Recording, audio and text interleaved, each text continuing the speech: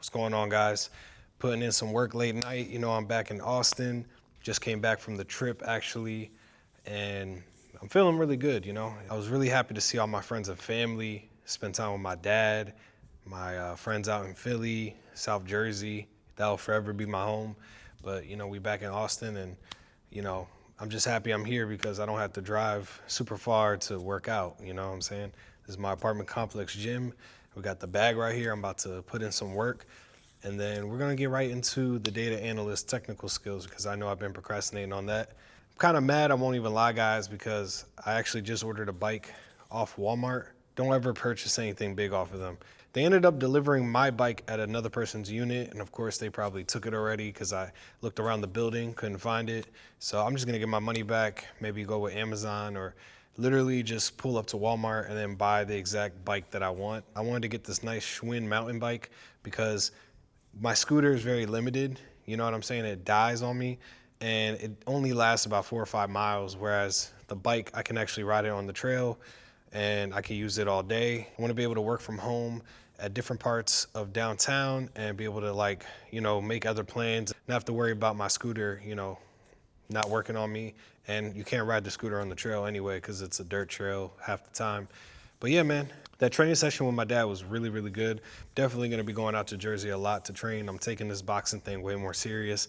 I was off that Monday when I came back, so I actually met up with my boy who lives 30 minutes away, and I went to that boxing gym. That was a good session. He definitely hits hard, but I was able to stand my ground, and I'm getting better and better. I just got to get used to boxing and sparring with somebody in front of me.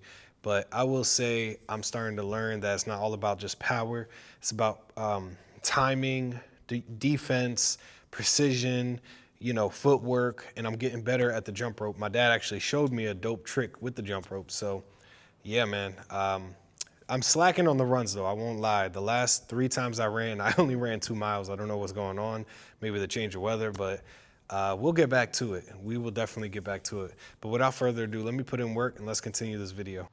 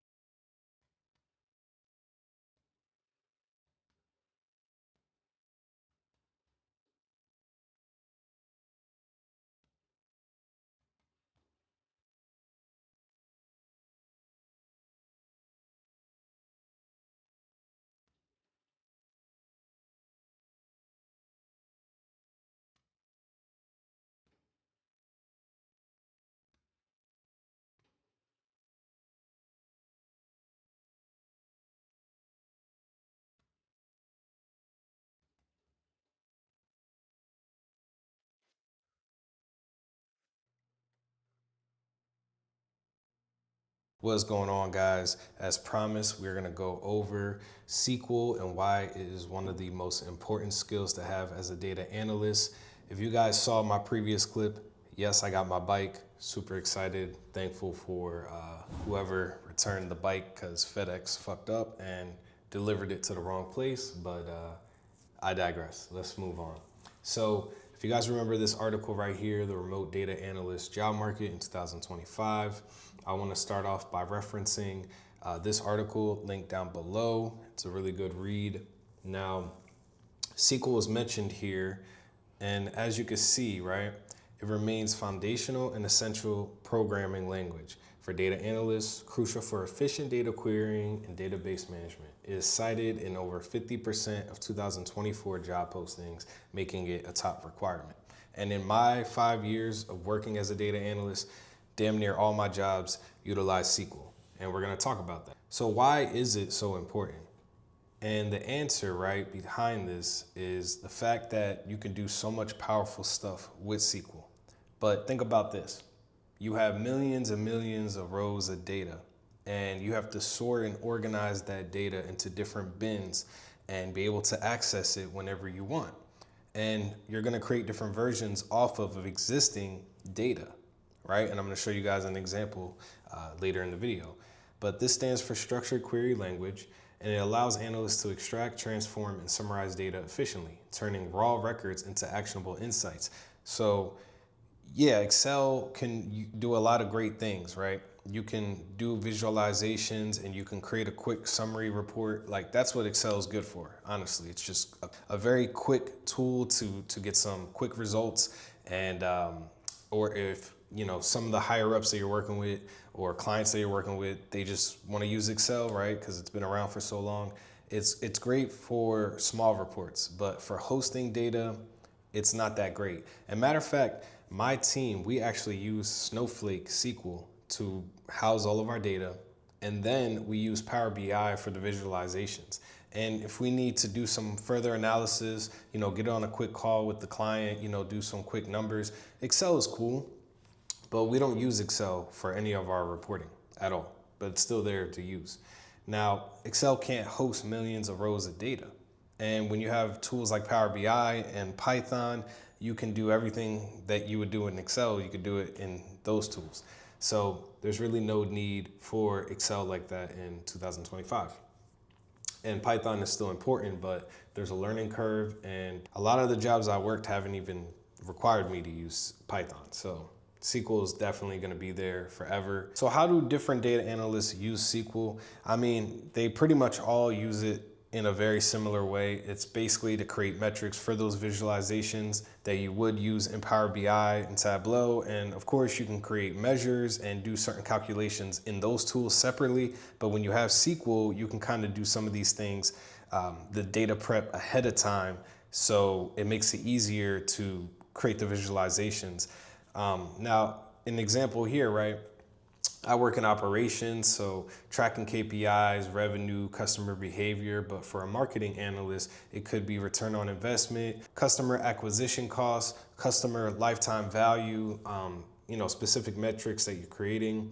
I know specifically for me, I use Snowflake, like I mentioned, in Power BI, and I work specifically on the claims analytics team in operations. And one report that I'm working on is rental performance metrics, because we work with partners like, Enterprise, Hertz and whatnot. So we want to be able to track that data, cycle times, things of that nature. Another thing too is because I'm working with claims data for the most part, you can have different tables for different information that you're trying to access. Policy information, incident information. We create specific subqueries and specific tables from different tables to create custom things like claim adjuster, supervisor tables, where we're able to add on reporting for, like if an adjuster, we want to know who the manager is and then who's that manager's manager or supervisor or whatnot. Just tracking all different types of information, but these are coming from different tables and different bins. You know what I'm saying? So it gets complicated sometimes, but SQL allows us to organize all of this information. Literally, the whole company is relying on SQL to house all the data. Now, this is some of the syntax right here that you're gonna see. Select, from, where, group by, and we have different operators and logical ones as well. And I'm gonna show you guys some examples how you can use them, but this is just a high level overview. I'm not gonna go into the specifics. Let's get into this. Joins. Joins are very, very important. The reason why joins are important is because, again, you have those different tables. You got claims data and then you got policy data. Now we need to combine those two for whatever report that we're trying to create. So you have these two as the most important right here, the inner and the left join. the inner join is only going to bring back matching records, whereas the left join is going to bring on data from, let's say table 1 is on the left and table 2 is on the right. You got table 1, all the records are going to come back for that, but for table 2, it's only going to be what's matched to table 1, but also including records that doesn't match table 2. The best way I can illustrate this is a Venn diagram. So your left join, right, table A right here, your left table, you're gonna have everything in A. But there's gonna be some things in table 2B that you're just not gonna see. And then with our inner join, it's only gonna be specifically records that match between both tables, and this could yield a smaller result, or it will yield a smaller result. You may only have like 10 records in here, you know, versus here you're probably gonna have like 100 or something, depending on the number of records from both tables. Now, something else that a lot of people don't talk about when utilizing SQL, and this is a little bit more high level, but basically when you're writing out the code, you're gonna not just put like table 1, table 2, you're gonna write database.schema.table-name. This avoids ambiguity and basically just organizes our tables into different buckets. But for example, we may have historical records and we may want to keep that separate from our regular tables that we like to access every day, you know. Here are some resources that I like to use that I think can help you really get started with SQL. So Data Lemur right here is really, really good. Goes through a whole full tutorial on how to learn SQL and gives you a lot of great examples. This is the guy who created it. I actually bought his book, which is great. But as you can see, right, the select is gonna be the initiator. This just means you're selecting all the records from this table or reviews. But like I said before, you're not gonna just write reviews. Most likely it's gonna be like, you know, database name, schema, database.schema.reviews. And you can have multiple different versions of that review table as well. Now, this where statement is just letting us pretty much filter on the data, and this and condition is just allowing us to put another filter in. So I'm not gonna go into all the details, but this is a resource I like to use as well, W3 School, so you guys can use that. I will put more resources down in the description. This is what I like to use on my MacBook, BigQuery. So in this example right here, right, basically I'm just gonna count all the records in both of these tables, but we have our e-commerce sales 46 whatever database name. Schema is called ECM, and then we have two tables. We got online retail and we have online retail underscore cleaned.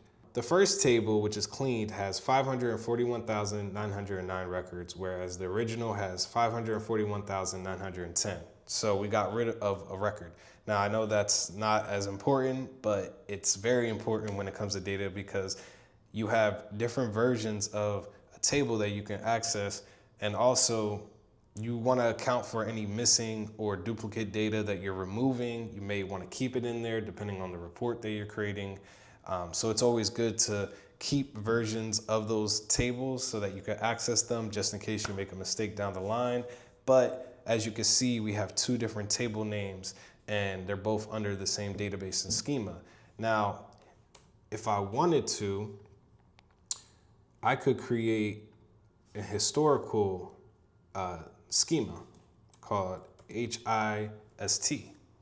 And now you will be able to differentiate, like, okay, if I run this, you're gonna get the historical table and other historical tables. But here in the EMC schema, you know that you're not getting all of those records because you might get extra records that you don't wanna pull into your report. And this is more realistic of what it would look like working in SQL, but there's different SQL tools.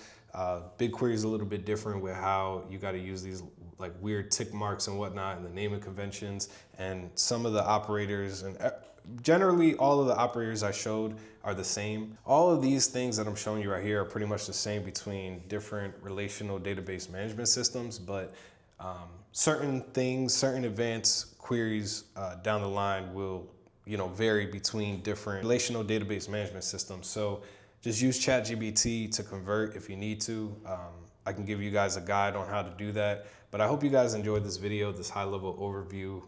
I know I've been avoiding talking about a lot of the technical work, but it feels good to finally talk about it and to give you guys this high level overview, and hopefully it helped. So I'll make more videos like this and we'll see where it goes.